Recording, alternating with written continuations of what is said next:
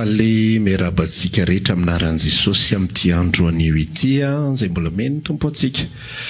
Dia manonona fedanan'ny Tompo aminao a. Iaraka ihany ny afatra ny Tompo indray tsika androany arak'izay hitarian'ny Tompo atsika tsirairay avy eo. Salama tsara tsika. Sao dia matory. Iny ary atsika ihany ny afatra androany a. Atao amin'ny bokin'ny Matteo no hojerentsika.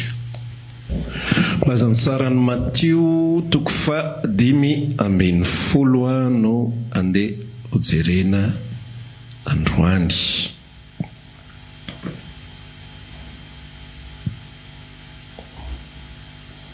Dia vakitsika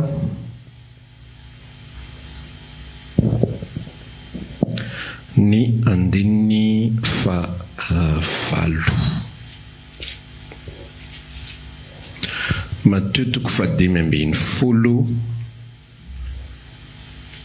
dia ny andininy fahavalo.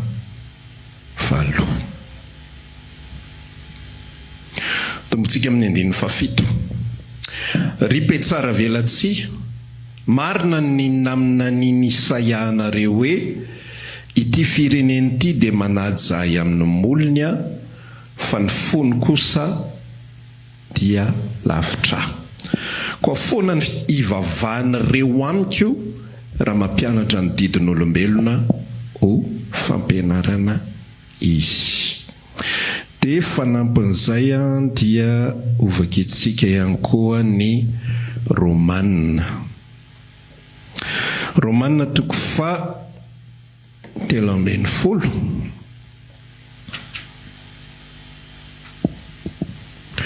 Romanina 13:10 dia andeha hovakitsika ny andininy 2:10 irery andry. Romanina 13:10 dia ny andininy 2:10 no hovakitsika amin'ny anaran'i Jesosy. Ary tokony hanao izany indrindra isika satria fantatsika ny andro fa ankehitriny zao dia ora tokony foazanareo mifatoriana, fa ankehitriny ny famonjenantsika dia akaiky noho ny tamin'ny andro voaninoa antsika. Amen. Reteny anankiroa ireo no andeha ifampizarantsika amin'ity andro anio ity. Dia iresaka isika androany resaka torimasom-panahy. Efa nisy fotoana ihany tsika niresaka mikasika an'izay tamintsika niresaka momba ny Virgine 10. Tsy fantatro tapabolana angamba na 3 herinandro lasa izay.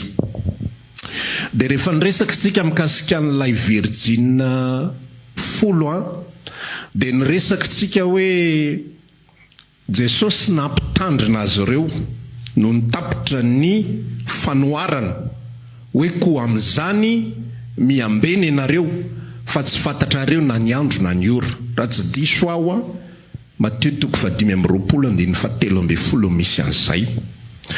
Dia rehefa avy miteny an'izay Jesosy dia hoy isika niresaka hoe midikany hoe miambena dia meretatory, nefa lay tantara dia tantarana olona 10 vavy izay restory. Dia ozytsika hoe nidika lay miaritory dia mila averina ny famaritana fa tsy arak'izay fahazahoantsika azy zany. Dia fanresaka isika tamin'izay hoe ny tena atao hoe miaritory voalohany indrindra sy ny tena atao hoe ny foazin'Andriamanitra voalohany indrindra dia olona nateraka indray. Ny olona afaka manao aktivité be deaibe, afaka manao zavatra be deaibe, afaka mivavaka foana, afaka manao zay tiana atao rehetrarehetra, entanina amin'ny asa fanompoana rehetrarehetra, manao asa soa, manao asa sosialy, manao fandraisana andraikitra maro isan-karazany eo am-piangonana, fa raha mbola tsy nateraka indray izy matory ny anarany. Fa rehefa nateraka indray marina ny olona dia mifo ny anarany, zay ny anarany zay. Na tsy manao nininina ary izy dia mifo izy ny anarany zay. Eto anatin'ity afatra ity amin'izay nefa dia zao amin'izay no zavatra zay resahan'i Paoly eto amin'ity bokin'ny Romanina 13:10 ity. hoe amin'ilay andiny faraka ambe folo vakitsika teo hoe ary tokony anao izany indrindratsika satria fantatsika fa ankehitriny zao dia ora tokony foazanareo amin'ny fatoriana. Lay olona izay resahany Paoly eto dia lay olona amin'izay izay efa nandray ny fahateraham-baovao, efa nandray ny asan'ny Kristy Jesosy tao anatin'ny fony. Misy ny atao hoe régénération, zany hoe ny atao hoe régénération dia miverina amin'ny fiainana indray, zany hoe maty teo dia velona indray, zay ny atao hoe régénération, fitsanganana amin'ny maty. Rehefa ny olona anankiray no nateraka indray ao amin'ny Kristy dia nitsangana tamin'ny maty izy, satria izao ny fanambaran'ny tenin'Andriamanitra, tafafindra ny ala tamin'ny fahafatesana ho amin'ny fiainana izy. Rehefa tafafindra ianao ny ala tamin'ny fahafatesana ho amin'ny fiainana dia nateraka indray ianao zay, ary velona ao anatinao Jesosy, ary mifoha ianao ny anaran'izay. Fa ao anatin'ilay vanim-potoana izay nanairan'Andriamanitra antsika tamin'ny torimasom-pana. Misy tenin'Andriamanitra milaza zay any ambokiny tsy sadidiko tsony tamin'ny Lazarosy maty, ny tenenan Jesosy hoe ho velona ny anadahanao sy sisa rehetrarehetra. Dia hozy izy Jesosy nyresaka tamin'ny Marta hoe lazaiko aminao marina dia marina tokoa, zaho no fananganana amin'ny maty sy fiainana. Na iza zay rehetra maty ka mino ao izy dia velona, ary zay rehetra velona ka mino aho dia tsy ho faty mandrakizay. Zany hoe amin'ny fotoana ny olona anankiray naharay ny fahavelomana avy amin'ny Jesosy dia maninona izy? Tsy ho faty izy mandrakizay. Zay fanambarany tenin'Andriamanitra. Fa iny olona tsy ho faty mandrakizay iny dia misy fotoana matory, misy fotoana variana, misy fotoana tsy mandeha amin'ny lalana tokony ho izy. Ary eo indrindra no ilatsika, inona moa no tiako lazaina ao anatin'izany? Fitandremana ao anatin'izao tontolo fiarahana amin'Andriamanitra zao. Satria indraindray rehefa mandray ny fahasoavana isika, rehefa araka ny tarian'ny rahalahy teo hoe tsy izay nataontsika no mahavonjy atsika, rehefa araka ny resahana teo hoe fahasoavana angeny mampijoro atsika, fahamarinana 800 zany, fa raha tsaraina amin'ny asa vitatsika isika, tsisy nizaniza tafitsy zany, na izy na singan'olona ray ary. Satria ilay Andriamanitra tsy mandinika ny zavatra tao, fa Andriamanitra mpandinika ny fo sy mpamantatra ny vo, mahita ny zava-miafina rehetra ny anatintsika any. Mbola tsy nanao ninina akory tsika dia efa hita ny saadiny any anatin'ny fo lalina sy ny miafina rehetrarehetra, ka tsisy marina mihitsy eo anatrehan'Andriamanitra. Indraindray rehefa maheno amin'izay ilay fanambarana hoe Jesosy ny fahamarinana ho antsika, Jesosy ny tike, Jesosy ny lalana, dia indraindray lasa variana amin'izay zavatra izay. Dia lasa toa tsy fantatra intsony hoe inona ary zany no ataoko eto ambonin'ny tany. Raha Jesosy ny manadio ahy dia ahoana zany, dia ohatra mivarim-bariana mihodinkodiny eny fotsiny. Dia latsaka ao anatin'ny torimasom-pana. Lasa tsy misy aina intsony lay fanompona an'Andriamanitra. Ny torimasom-pana dia misy sary ohatran'izao, sika ndraisana azy sy omena azy ao anatin'ilay izy. Ianao rehefa matory ara-panahy, rehefa matory ny fanahinao dia ho an'ny chauffeur mpamily fiarakodia any amin'ny route nationale dia mahafantatra izy ny atao hoe torimaso fotsy. Fantatra zareo zany atao hoe torimaso fotsy. Ny atao hoe torimaso fotsy dia na masonao misokatra, ny tômôbilina mbola mandeha, fa sainao efa matory. Ny maso misokatra, ny tômôbilina mandeha soma tsara, fa ianao efa any amin'ny lanitra fahatelo. Ary rehefa latsaka ny akady ny tômôbilina iny, zay vao tonga saina, zay vao mifoha hoe hoay fa aiza zany, ka efa ao anatin'ny tatatra ilay tômôbilina na efa midona amin'ny taloha. Ny tontolo fiarahana amin'Andriamanitra ihany koa raha lasina bafy, misy torimaso fotsy. Efa niainga ny fiarantsika, raha ohatra zany ka eto Antananarivo ny départ ka ho any Majanga ohatra ny destination, mandeha amin'iny lalana iny ianao, tsy haiko moa na RN4 izy iny na firy, mandeha amin'iny lalana nasionaly iny ianao mandroso tonga eo mahevatanàna mafana be ny andro. Rehefa mafana be ny andro manomboka mamangy ny torimaso. Rehefa manomboka mamangy ny torimaso tohizana fotsiny le lalana satria nenjika lerana tsy fantatro dia manohy fa le saina efa tsy présent tsony. Le lalana mitohy ihany fa le ao anaty efa tsy présent tsony, efa tsy eo tsara intsony. Ny kapasité rehetrarehetra, ny zavatra hitan'ny maso rehetra efa manjavozavo, efa manomboka tsy mandeha amin'izay loany. Efa madiva izy loza. Zavatra mahafinaritra aloha anatin'ilay izy natratra ny loza ary ianao amin'ilay RN4 dia mijanonao amin'ny RN4 ianao fa tsy mivadika any amin'ny RN2. Azonao ve nytiako lazainao anatin'izany? RN4 le lalana makany an-danitra dia amin'ny RN4 ihany ianao no misy loza manjoanao, any mbola tafajanonao ianao. Fa tsy mipilaka lasa any amin'ny RN2 ianao any amin'ny lalan'ny fahaverezana indray. Rehefa avy eo fa mijanonao ihany ianao, fa misy loza mitandrindrona anao. Io fiainam-panahintsika io raha lasina bavy za tena maheno mihitsy amin'izao fotoana iainantsika izao, amin'izao vaninandro tena resahan'ny Paoly izao hoe ankehitriny ny andro izay inona moa ankehitriny izao ozy izy dia ora tokony hifohazana ry satria fantatritsika fa famonjenantsika akaiky noho ny tamin'ny andro voaninoantsika dia ora tokony hifohazantsika izao, ora tokony hialantsika amin'ny torimasom-panahy. Me miakatra ny température eto anivon'izao tontolo izao, me misy fahoriana ary arakaraky ny siny ny fahoriana dia me variana ny olona ny amin'ny fahoriana, me variana ny olona noho ny amin'ny zavatra mitranga rehetrarehetra. Ary io ny olombelona mora variana, fa tonga amin'ny fahoriana variana izy, variana mamahany iny izy. Tsy manam-bola izy variana izy, ahoana ny fomba hitadiavam-bola. Tsy manan'asa izy variana, ahoana ny fomba hitadiavana asa. Tsy manambady izy variana, ahoana ny fomba azona vady. Ny olona rehetra mahazo, za rery ny tsy mahazo. Ny génération anay reo za rery sisany taraiky. Za zao efa zao taona, manomboka misy kajy amin'izay any anaty any.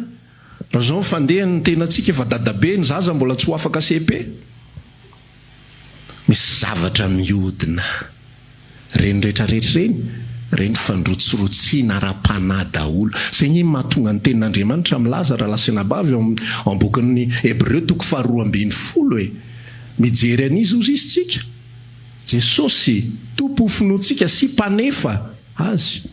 Fa rehefa tsy Jesosy tompo finoantsika sy mpanefa azy no jery antsika, io le lalana io le ifatohana io le destination io le tsy maintsy tratra io.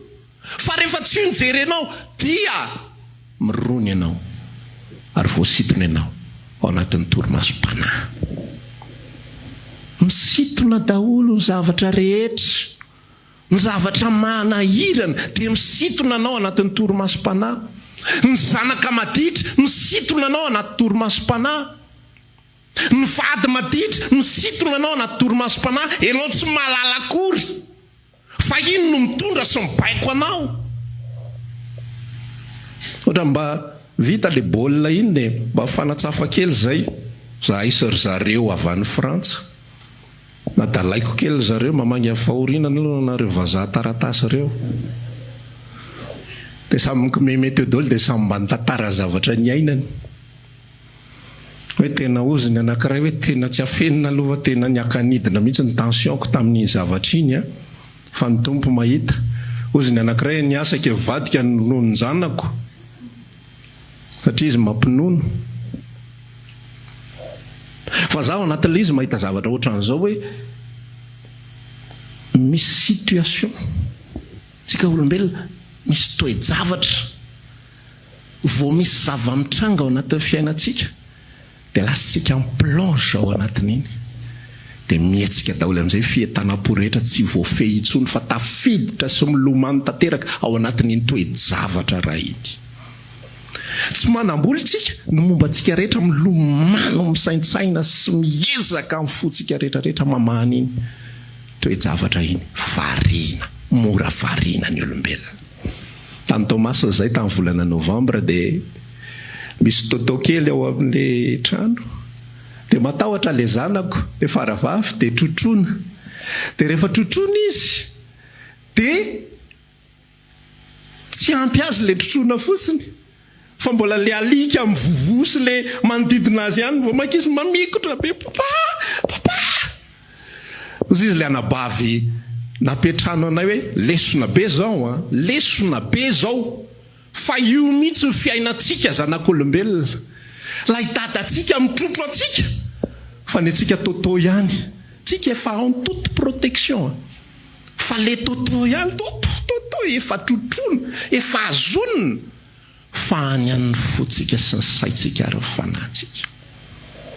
Azao kely namanao zanak'Andriamanitra tsika hoe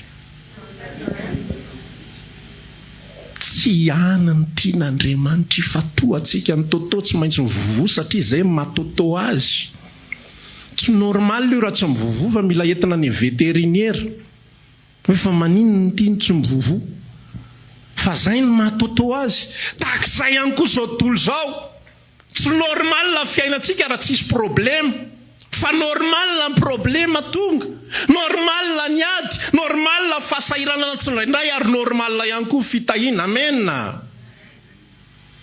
Fa ozy izy Paul laza hoe ninona zavatra eto amin'ity zao tontolo zao ity dia tsy tokony hisy asaraka antsika fitiavan'Andriamanitra zay ao amin'ny Kristy Jesosy.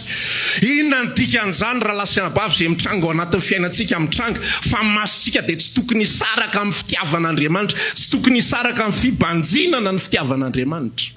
Fa ny atao hoe matory dia miala amin'ny fibanjinana ny fitiavan'Andriamanitra amin'ny masontsika, dia mijery zava-misy manodidina, dia ozy ateo ao anaty torimaso fotsitsika ny maso mihiratra, fa ny momba antsika rehetrarehetra efa tsy ao amin'ilay zavatra izay atao intsony. Be dia be ny olona amin'izao fotoana iainantsika izao, ny vavaka nge mitohy foana, ny fotoam-bavaka mitohy.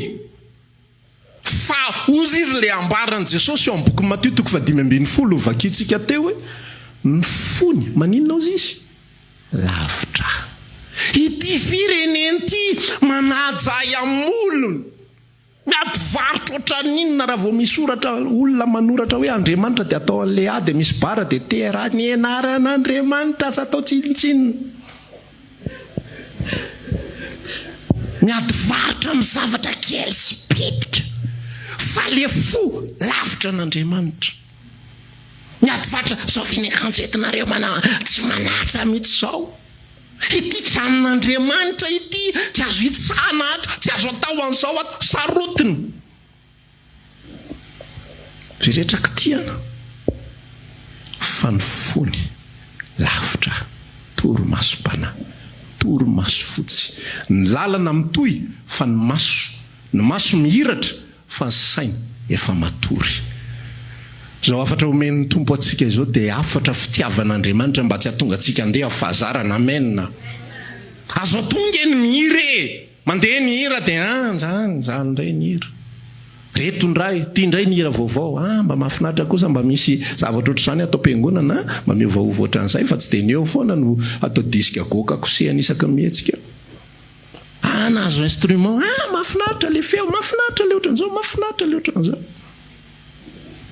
Fa reny rehetrarehetra reny ngera lasa anabavy, ndraindray tsika lasa variana nyreny zavatra reny. Misy fotoana mandika mihitsy ny ohatrany ahoana ry fiainan'ireo apôstôly ireo amin'ny fotoam-bavaka, tsisy mozika, tsisy micro, tsisy ninina.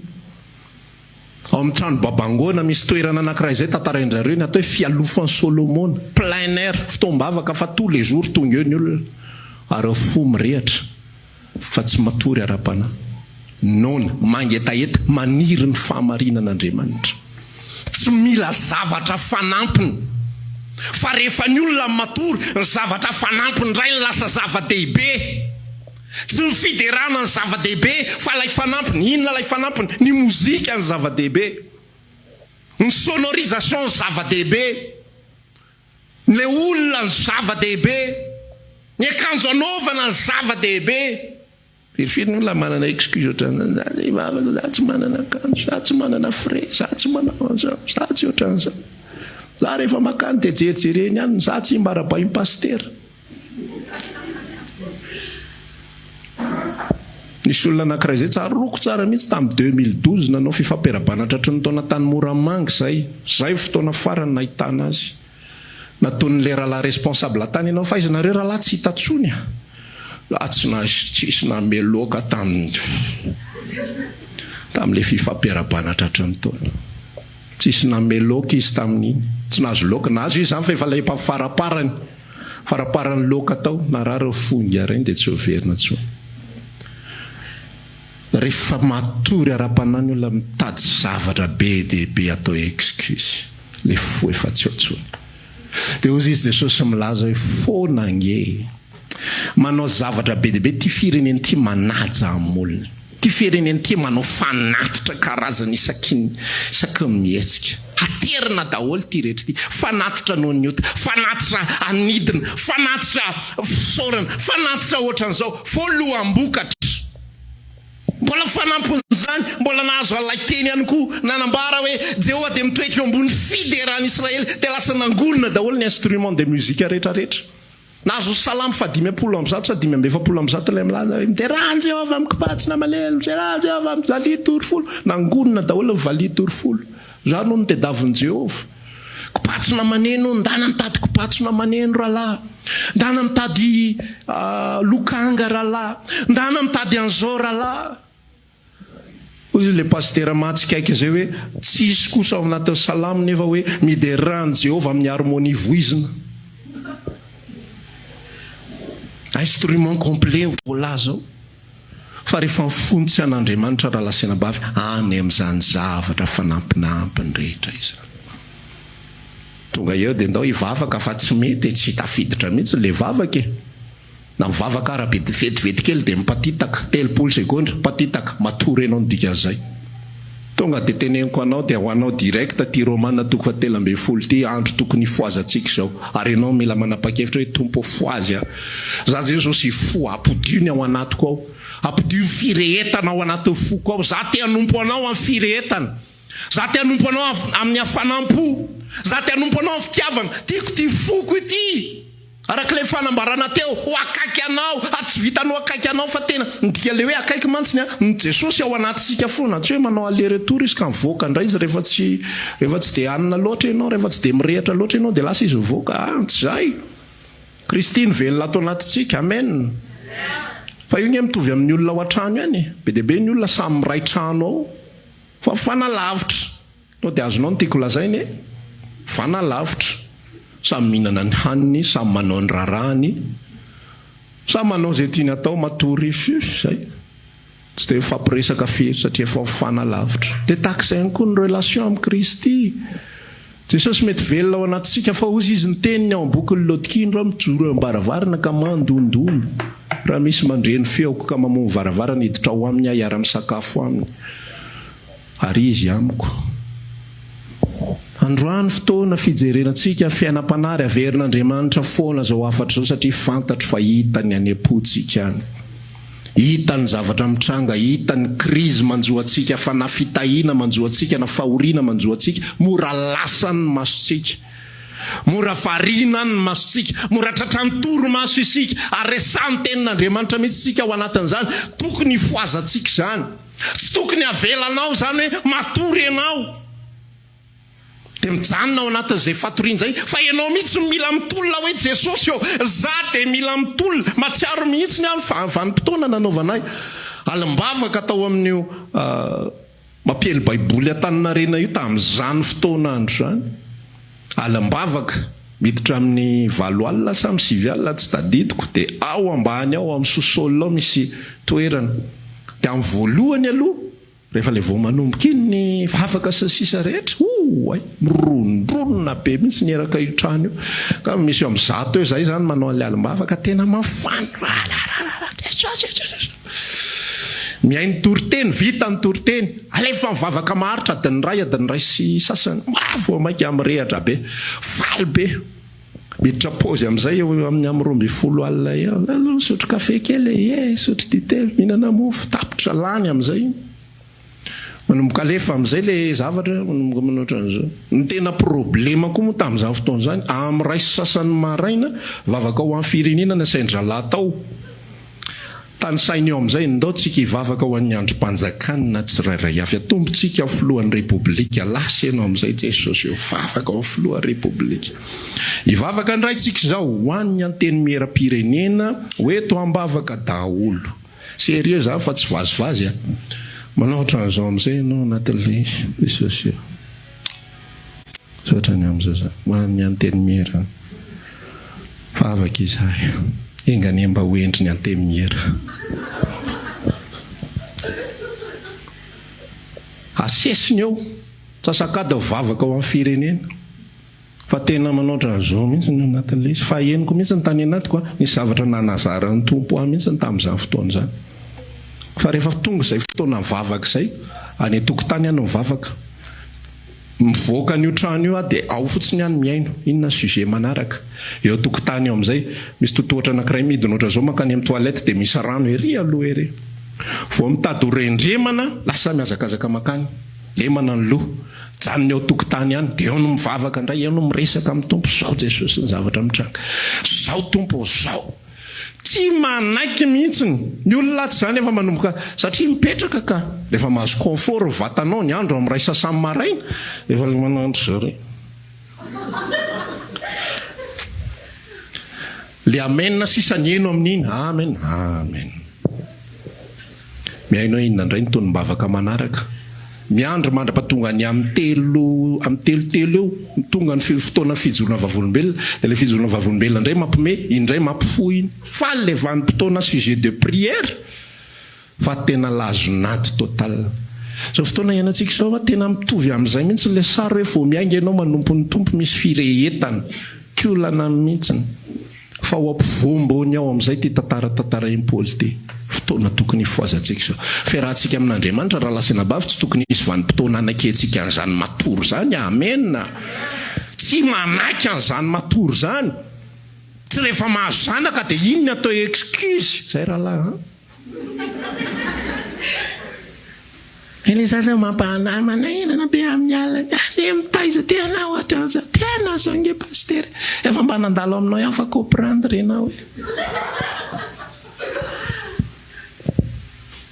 aza mamela zavatra ohatran'izany fa raha vao omenao rary ny toromasom-panahy dia mitoy eo ozy izy ny tenin'Andriamanitra anankiray zay any ambokiny io abolana any resaka teny fahendrena hoe misy olona anankiray ozy izy kamla dia efa maraina ny andro dia mbola matory ihany mbola manotanana ihany mbola matory misimisy ohatrany hoe eo zany dia foazy ianao ihany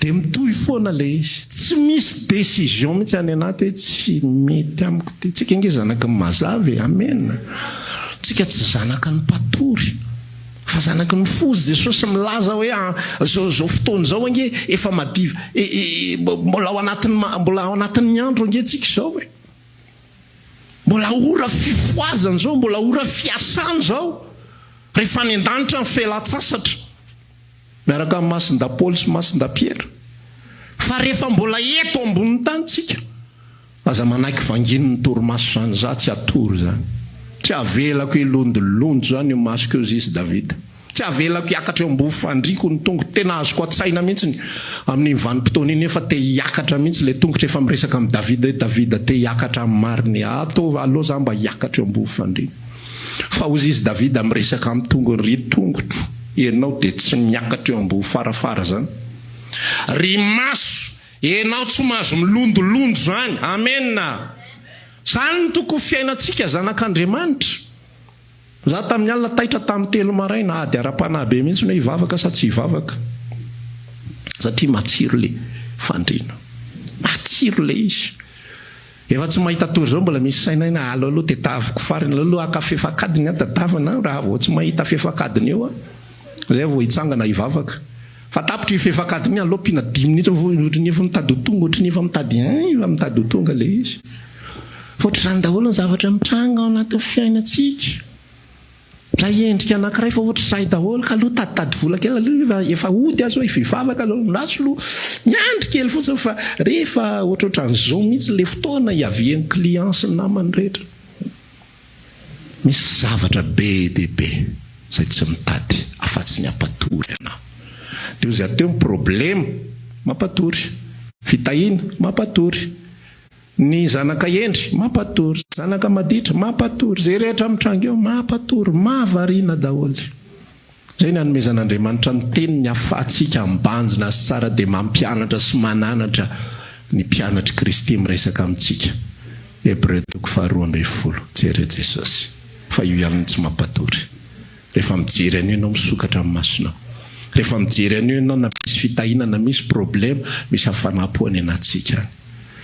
Rehefa mivavaka manomboka androany aza velandeha ho azy fotsiny amin'izao amenina.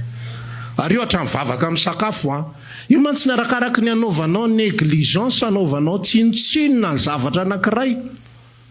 Ozy ny tenin'Andriamanitra anankiray zay milaza ny ambokiny io abolana sapitory teny hoe aza manao tsinotsinona ny andro zava-madinika. Fa rehefa manao tsinotsinona ianao ny zavatra kely sy heverinao fa tsisy dikany, dia le vavaka amin'ny sakafo efa hay tsy enjery hoe reto avy ny tenenina. Ny sasany efa mandeha ao anaty firana mihitsy le izy, hatreo sakafonay Jehovah mpanomeny sovelominao ny tenanay, tsy hainay atanjao koa. Dia mandeha automatika. Saotranao indray Andriamanitra ohatra mivavaky ny ankizy kely ihany, tsy fantatra tsony hoe inona, fa efa fantatry le vava fotsiny hoe zao ny toy an'le ohatra zao, dia zao ny toy any, dia amenina ny efarany io, tsy maintsy zay io, naroviana. Aza misy négligena na ny kely ary. Zay natao hoe mifo. Amen. Rehefa mihira ianao aza négligena, tsy hoe tsy hainao ny tononkira dia eo ianao monto be eo fotsiny miandry avy tany. Zany natao hoe tsy mivaky loha, zany natao hoe torimasom-panahy. Velominao zay ny torimasom-panahy. Le atotoanao zay. Hitanao rehefa miatrika an'le lalana iny, le route nationale iny, ny fomba edina amin'ny torimaso amin'iny zavatra iny, tena atao mihitsy zay ampatonga ny sainao io ifo.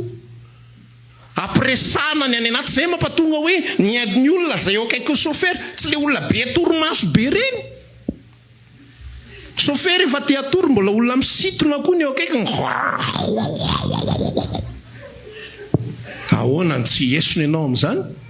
Na le olona atao akaiky chauffeur ary mba fidividiana hoe iza le maranidrano-peo, le manahitaitra reny. Fa tsy le olona le rehefa miresaka dia miletika be feony vao mainka mampiesona be. Fa mba fidividiana hoe ty le manahitaitra tsara rehefa miresaka. Rehefa mitady atory ny chauffeur, alefa le mozika, le mihetsiketsika. Fa tsy zavatra malefaka be, hira malefaka be mihitsy no alefa. Mety mahafinaritra ngeny mihira ohatra zao hoe tsaroanay tokoa izao, efa iny ny alefanao chauffeur efa te atory. Veloma ary tany. Ny olona efa te atory malao tsaroanay. Tsy mety. Ampiasaina ny moyen rehetra. Dia takizay ihany koa tsika. Ararotina ny zavatra rehetra. Mihira, tena mihira mifofa zay ny tediavin'Andriamanitra. Hideranao a Jesosy, tsy andro mozika fa hideranao. Tsy hainy mozika ny alehantsika ty. Amen. Fanampiny reny.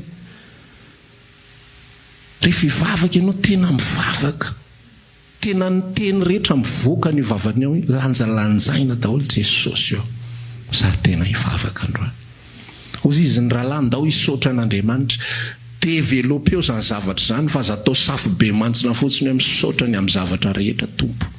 Fa zany mamelona ny torimasom-panahy zany. Fa inona ny mampifoanao manomboka ianao mampiasa ny any anatinao dia misaotra Andriamanitra. Misaotra ny amin'ny zavatra pitsopitso rehetra, misaotra fa na dia misy fotoana ary avarim-bariana, tsy hafelanao fotsiny amin'izao tantananao matsiaro tory teny ianao, misaotra an'Andriamanitra indray, misaotra fa tamin'ilay afatra ohatrao nifoasinao indray. Jesosy misaotra fa zange tsinitsininy. Tsaroko ny fiainako taloha. Na dia efa niteneninao teo anatrehan'ny Tompo impolo ary zany hoe tsaroko ny fiainako taloha. Fa rehefa velominao amin'izay ny fonao hoe tsaroko ny fiainako taloha, tsaroko ny ainako taloha, tsaroko ny zavatra nandalovako taloha, fa eto mbola ety indray Jesosy. Tananao ny azona. Raha ny zavatra nanjo ahy tamin'ny baolina iny zao nisy olona tapaka lalandray indray dia maty. Fa raha ny zavatra nanjo antsika tao anatin'ny fiainana, raha tsy nisy anao efa impolo ngamba tapaka lalandray. Jesosy misaotra anao fa nisy nandrobana fanananay tamin'ny taona ohatr'izao fa mbola ety eto androany. Misaotra anao afa-diovinao ny foko. teo ny any anatiko any tsy manana lahelo amin'ny anina saotra Jesosy tanao tsipotsiponina ohatry zany mihitsy le fiainana ozy aho hoe rehefa mandeha le route nationale ianao ka teatory ampiasaina amin'izay ny atodo mijerijery ny zavatra rehetrarehetra na zavatra tsisy dika an'izao ary misy goavy ary maintso izany ahoana koa ry zany numéro le tomobile zany efa numéro tsy hita mihitsy zay mampaninina azy na mampaninina azy fa le sainao mihitsy ny tianao ikarokaroka sy hetsika mba tsy atorianao dia le olona koa miresaka eo akaikinao indray resaka tsisy dikany fa tena atao mihitsy mba ampatonga lay sain'le chauffeur ifo dia tahaka izay ihany koa ny tontolo fanompoana an'Andriamanitra mila hetsika avy aminao dia rehefa misy hetsika avy aminao misy asan'ny fanamasina amin'izay miara-miasa ao anatin'ilay izy ozy Paoly nilaza sy nyresaka mihitsy ny tao anatin'izany zaho izy efa nanao asa mihoatra lavitra noho izy rehetra fahasoavan'Andriamanitra matoy izao tsy foana ny fahasoavany ao anatiko fa efa niasa mihoatra noho izy rehetra kanefa tsy izao fa ny fahasoavan'Andriamanitra miara-miasa amiko fa maninona izy rehetra no tsy navita tahaka amin'ny Paoly satria ireo tsy niasa dia mazava ho azy rehefa tsy miasa dia tsy misy fahasoavan'Andriamanitra miasa ny anatiny rehefa tsy mivavaka ianao tsisy fahasoavan'Andriamanitra miasa ny anatinao aza mieritreritra kosa aloha hoe ianao eo dia manoatra an'izao mivavaka ianao zotra Jesosy ampitenenao fanamasinao dia ento koa ianao zay fa henoko le fanamasina tena mampiteny amafy be mihitsy ny fanamasina tsisy an'izany tampotampoka eo fa ianao mihitsy mila manapa-kevitra hoe za tompo tena nompo za tsy tiako foana ny fanompoko fa foana ny fanomponao rehefa tsy amfonao manomponao n'Andriamanitra zay ny ambaran'i Jesosy Matteo 5:12 zay nifakitsika teo ndiny fa valo ngamby izy teo sa ndiny fa firy lazao amin'ity fireneny ty fireneny ty manaja amin'olony ny activité extérieure ok impeccable tsisy olana tsony nge fitondrantenan'i Israely hafa ny Israely tany amin'ny vanim-potoanan'ny testamenta taloha hoe manompo andriamanika hafa memena amin'i Jehovah fa tsisy zany tsony nge aty amin'ny testamenta vaovao fotry ny Andriamanitra indray mila vaniny aty amin'ny testamenta vaovao Andriamanitra fa jefa manaraka le tediavinao ve ny olona ny olona zao efa manatitra apafolo-karena tsy diso mihitsy izy rehetrarehetra nefa ny Malaki tsy nanatitra ry zalahy fa aty izy manatitra to ilanao valiny indray hoe ny fony indray to lavitra satria Andriamanitra mila n'ilay fotsika io ny fanatitra zay ilainy fa tsy ny aktivité ataontsika ny aktivité ataontsika ny fiangonana ny mahazo tombony amin'izany ny olon'i Kristy ny mahazo tombony amin'izany fa ny tombontsoa ny fifalian'Andriamanitra ilay fotsika mitady azy lay ny anatsika tsy manaiky mihitsy ny hoe za tsy atory fotoana mbola tokony foazako zao tsy fotoana ny fatoriako zao mandra-pikato ny vavahadin'ny samby fiara tsy natory mihitsy no fa ny antso foana izy midiry ianareo atao anatin'ny samby fiara ho avy ange io oran'io hoe azafariana ianareo midira dia mbola vo samby fiara nakatony anjely amin'izay samby fiara zay no avy nitsofoka natory amin'izay ny ala sasatra izy menakavy ny atsika mbola tsy tapitra amin'ny vanim-potoanan'i Kristy zao mbola fifoazana sao atao amintsika tsisy sampana fifoazana fa tsika rehetra mila mifo amen fa ny olona indraindray na dia efa sampana fifoazana ary mbola miesona be ihany ve le teneniko hoe anarana fotsiny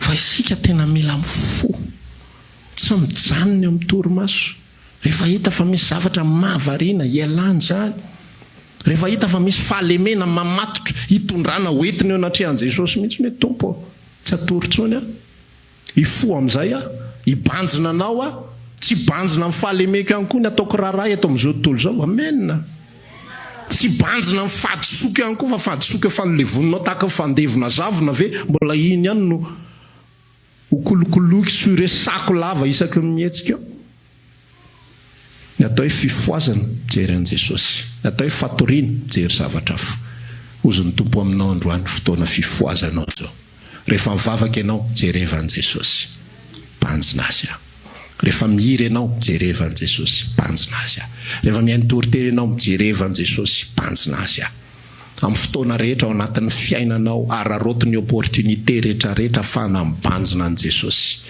fa zay ny atao hoe fifoazana amen tatsika itsangana dia samy mba mandinika ny toromasom-panahiny dia miresaka amin'ny tompo androany manapa-hevitra ampiasao ny fitaovana rehetrarehetra ampiasao ny rano andemana ampiasao ny hetsika rehetrarehetra zay tokony ho atao afahantsika miverina sy mibanjina n'izany tsy asiantsika mozika fa tsika mihitsy no mibanjina sy resaka amin'ny tompo androany aza miafinafinao ambadiky ny mozika ianao fa sokafo mivavanao dia miresa aminy any io raha maniry ary vavaka aminay ianao dia isaky ny alahady amin'ny 7 ora hatramin'ny 12 ora latsaka fahefany sy ny alarobia amin'ny 12 ora hatramin'ny 2 ora latsaka fahefany ny fotoana eny Antsahamanitra fiakarana tahaka ny ho any an-tanina reniny trano mangabe amin'ny ankavia tongava soa daholo